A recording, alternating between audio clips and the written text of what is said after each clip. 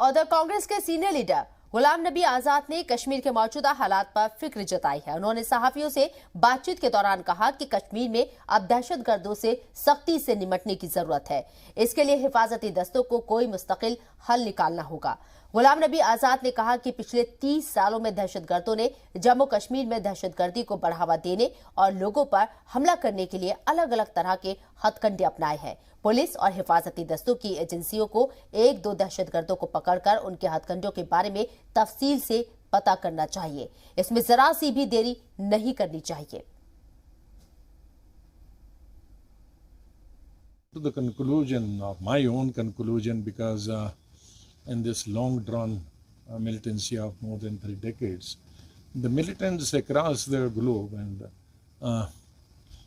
here in Jammu and Kashmir also, they have been changing trend from time to time. And 30 years back was open killing. They would come 10, 15 in number and then kill. They would